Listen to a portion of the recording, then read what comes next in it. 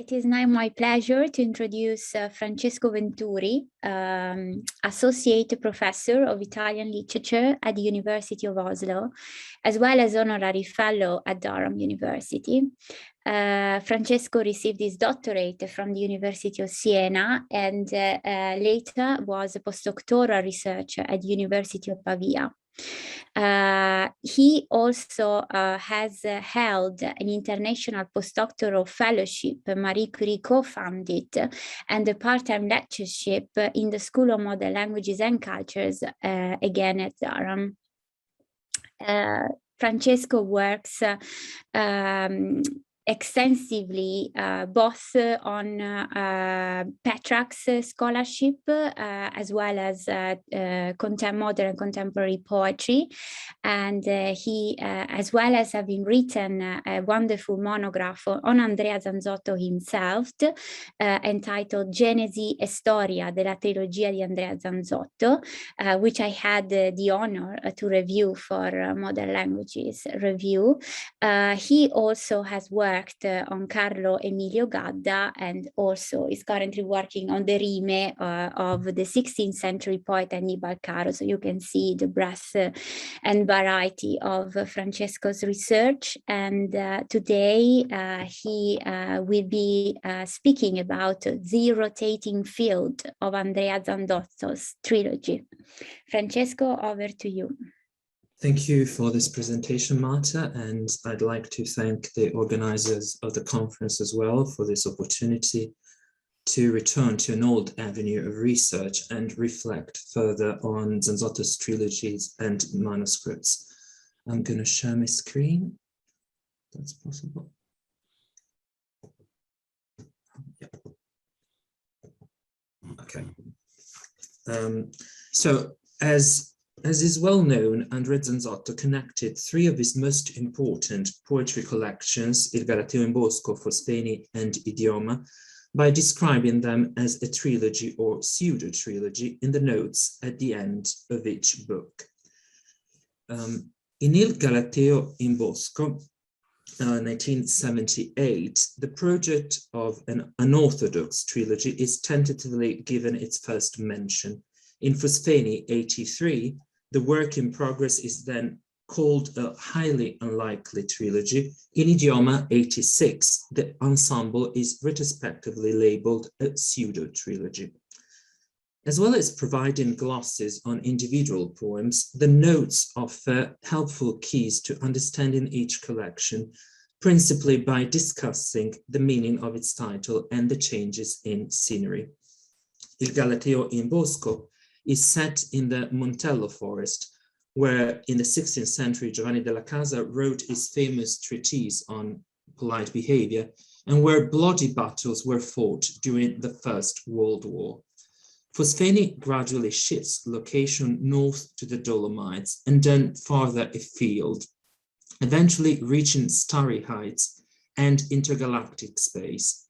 In Idioma, the community of Pieve di Soligo, Zanzotto's hometown, is represented by ordinary local people, either old or dead, speaking dialect. Collectively, the poems evoke a limbo-like atmosphere. The dizzying exploration of the entire cosmos across time and space is in many respects reminiscent of Dante's Commedia, which clearly provided an important point of reference. However, Zanzotto himself, interviewed in 1890, commented on the divergence of the trilogy's trajectory from Dante's ascent from hell to heaven. In contrast, he described the trilogy as a rotating field, with Idioma, despite being the last book published, at its center. On a number of occasions, Zanzotto also employed a tree metaphor to describe the structure of the trilogy. In April 79, he referred to the collections as three separate branches of the same tree. A year later, when voicing concern about the completion of his plan, he compared the three books to distinct branches of a tree that is missing. Finally, in a 1986 article published only a few months before Idioma, Zanzotto took the metaphor further with the idea that the three branches of the same non-existent tree, that is to say the collections, communicate with each other at a few points. This recurring botanical image was used in full awareness of Gilles Deleuze and Félix Guattari's rhizome. In this book, published in 1876, the two philosophers introduced the rhizome, an underground stem spreading in all directions, as a more fictive metaphor for knowledge, in critical opposition to the conceptualization of knowledge as a hierarchical tree that grows from a central vertical axis. Thoroughly aware of post-structuralism and deconstruction, Zanzotto therefore warns against reading his books sequentially and in page order. Instead, he encourages the free combination of individual text in order to discover the many possible interpretative paths through the trilogy. However, the statements made by the author, in addition to the notes at the end of each book, provide, in the first place, information on the genesis of the texts, and specifically highlight the chronological gap between the composition of the poems and their publication. This is made particularly clear in the later version of Autori, Zanzotto's brief literary self-portrait, where he says again that the three poetry collections originally belonged to a single nucleus, which then fractured and took three separate ways. I'm quoting from the passage in Italian from the PowerPoint. He reiterates the idea that his collection should not be viewed as a succession of chronological moments, but instead as though inscribed into a magnetic rotating field, with no distinct start or end point. Examination of Zanzotto's manuscripts conserved in the University of Pavia's Centro Manoscritti reveals that the collections were the outcome of an extremely complex developmental process. Over a period of more than 10 years, they were subjected to radical structural reorganization and extensive rewriting of the individual texts. Not only do the origins of the three books prove to be interconnected, but a few key poems were actually composed before 1975 and were subsequently located within the trilogy, thus influencing its construction. I will only provide two examples. First, Verso il 25 Aprile, an autographed draft of this important text of Idioma dates back to 1971. As a tentative list of poems for the structuring of Pasque shows, Verso il 25 Aprile, as well as two other poems later located within Idioma, Vorrei saperlo and Sangal sur la Son, were originally intended for inclusion in Pasque, the collection published in 1873. And this is the first manuscript version of Rivolgersi agli ossari, non occorre biglietto, a poem in which the poetic self comes into physical and spiritual contact with the ossaries, the memorials to the soldiers killed in the Great War in the Montello forest.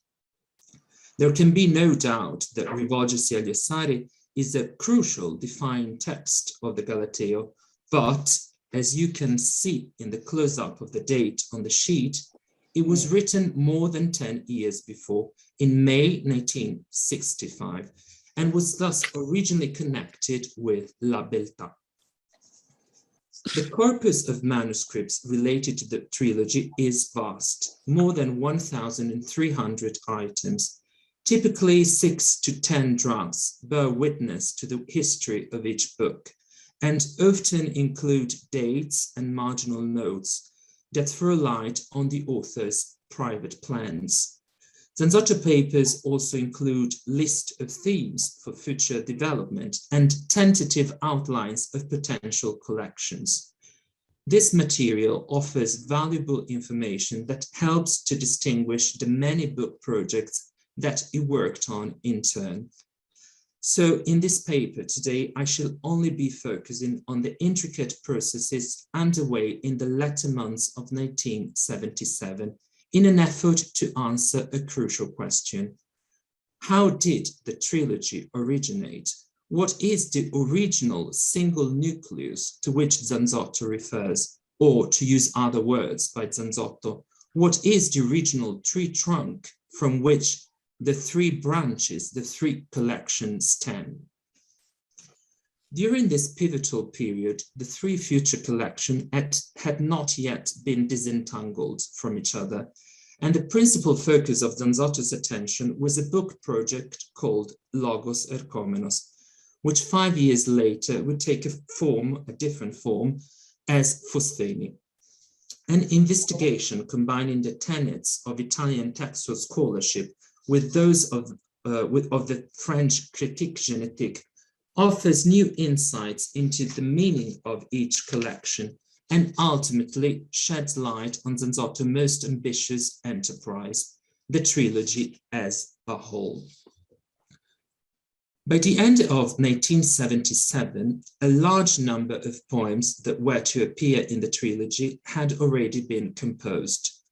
These included I Personetto, which consisted of 16 sonnets, and 20 further poems of Il Galateo in Bosco, 17 poems from Fosfeni, and entire sequences of dialect poems, such as Mistieroi, which would constitute the bulk of Idioma.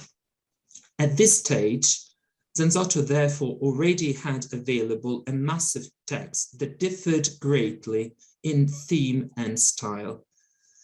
The sonnets, for example, rich in sophisticated literary allusions, were very far removed from the dialect poems depicting the homespun life of Pieve di Soligo. The first passage on the PowerPoint from the first version of Autori, June 1977, confirms that Zanzotto had been attempting to pull together a new book by resuming work on the poems that had accumulated during the preceding years and by restraining himself from writing new texts. Precise chronological details can be extracted from the manuscripts. Between October and December 77, Zanzotto made fair copies of 15 poems on fresh sheets of paper and noted for each poem both the date of composition of its earliest version and the current date. The time interval does not indicate that he was constantly rewriting the poem between these 2 points. Rather, the second set of dates refers to his decision to include each of these poems in a prospective collection. The second passage from Autori on the PowerPoint provides further information on the way in which Zanzotto constructed his poetry collections and describes how the emergence of a title has an important relationship to the identification of a structure within a jumble, una struttura in mezzo a un quacervo. Study of Zanzotto manuscripts show that the title of each collection was chosen after most of the poems had been written and was taken from a poem that held particular significance. Speculative titles for potential books can indeed be seen in the papers from late 1977. Most notably, in this autograph draft of Logion, we find the phrase vuoti di memoria, memory lapses, underlined in the lower margin. And in the right margin, one can read a crucial note. Titolo del libro, title of the book, Lógos Erchómenos. The potential collection title adopted by Zanzotto was a transliteration of the Greek Lógos Erchómenos, combining logos, which he uses to refer to language, and erchómenos, the one coming, the term that recurs in the Gospels to indicate the Messiah, the expected one. This phrase occurs for the first time in Philo, the dialect poem that was composed between July and October 76, in the wake of the cataclysmic Friuli earthquake. At the end of Philo's 4th section, The hope is voiced that collective salvation from the destructive forces unleashed by Mother Earth can be found with the advent of a universal language capable of unraveling the mystery of nature. In the lines that immediately follow, the poet addresses his own native dialect, the victim of an irreversible decline. In the notes that accompany the poems in Philo, there are some important reflections on dialect speech. Zanzotto here employs the formula Lógos Erchómenos to describe dialect in opposition to written, grammar-regulated language. In Zanzotto papers, the abbreviation LE for Lógos Erchómenos is added with a red felt tip pen in the typewritten drafts of 15 poems, 11 of which have also been given sequential numbering. It's only a small detail, but it makes it possible to reconstruct the first virtual book Zanzotto worked on in late '77. This table displays this text in the order given when a number is present and specifies the position each poem was eventually awarded in either Il Galateo in Bosco or Fosfeni. Only from a quick glance at the table, it emerges that nearly all the poems selected, 13 of the 15, were later included in Fosfeni. Clearly, the Lógos Erchómenos book project, in the form sketched out towards the end of '77, foreshadows in embryo the poetry collections published 5 years later. A closer examination reveals the features of Fosfeni that were already present in this provisional configuration of text. The short poem Nitro serves as the perennial text, and its exhortation addressed at the world, Risorgi su te lo comando, echoes the memorable appeal in La Beltà, Mondo sì è buono, esisti buonamente. Nitro is followed by Dolcezza, Carezza, Piccoli schiaffi inquiete, and Come ultime cene, which are destined to be the opening poems of Il Galateo in Bosco and Fosfeni, respectively. The final shape of the published connection can not easily be discerned from this earlier ordering.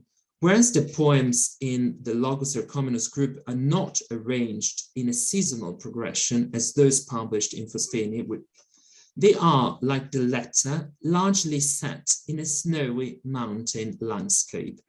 This wintering, frozen environment features prominently in the poems Anticicloni Inverni and Tavoli Giornali Alba Pratalia. In Futuri semplici o anteriori and Righe allo spettro, the concept of logos is articulated in multiple senses: philosophical, religious, linguistic, and even mathematical, by means of reference to the log employed in logarithmic functions.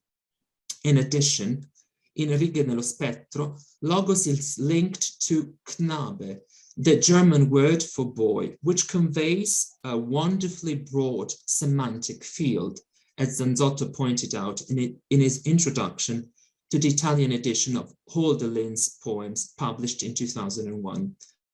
In Righe nello spettro, Knabe functioned as a Christ-like figure, similar to the kommende Gott in Hölderlin's great elegy, Bread and Wine, God who is to come, Erchómenos, veniente, in fact. The phrase Lógos Erchómenos later appears into list of possible section titles for a book in preparation, sketched out between October '77 and the first months of '78. Lógos Erchómenos doesn't indicate a book anymore at this stage, but rather a section within a large collection. These notes were not all written at the same time, but are in part somewhat cryptic.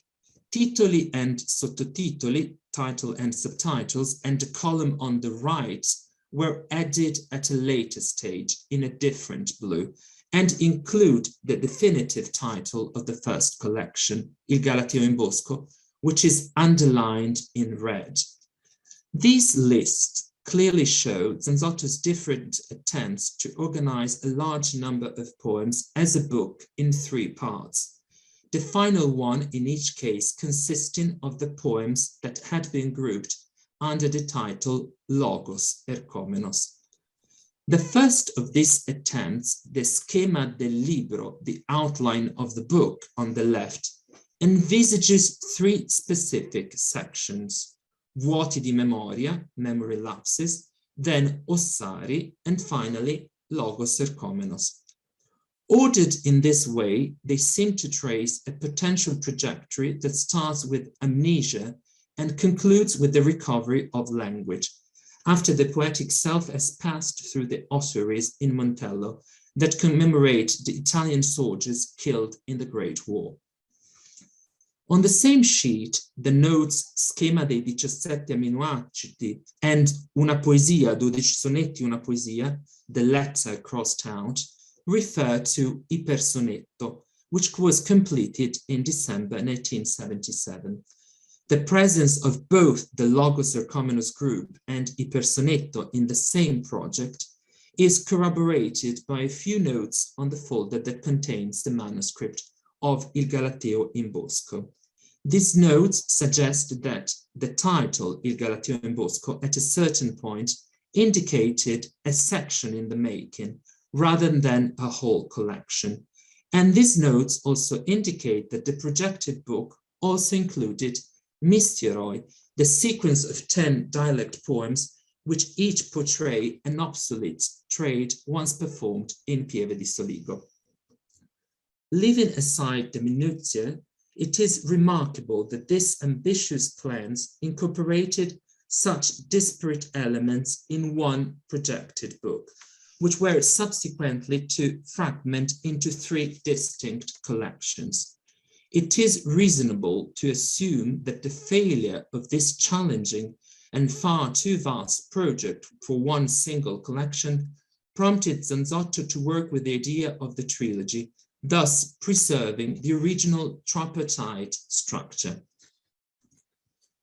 In an interview with Beverly Allen in July 1978, when Il Galateo in Bosco had already been entrusted to the publisher Mondadori, Zanzotto provided information about both the birth and emergent structure of the trilogy. He says, in this past few reading from the PowerPoints, in this past few years, something sort of strange has happened to me. Usually relative composite structures came out for me, but this time I saw that in practice, 3 notably different structures delineated themselves, even though they had been born contemporaneously. The first book to come out, which had finished and which violently structured itself this way, is precisely the Galateo in Bosco, which then continues in another book, whose title I don't yet see clearly, and in a third book, whose title I already do see, Mistieroi, the future Idioma. The second book, the one that does not yet have a title, will probably be about the abstract mathematical element of that very fleeting logos which has always traversed my poetry, Lógos Erchómenos, the future Fosfeni. Some of the ways in which things developed over the following 8 years were unexpected, but it is clear that the trilogy had its origins in the plans for one larger collection, a single nucleus, which in different forms continued to be Zanzotto's point of reference until the publication of Idioma in 1986. Thank you.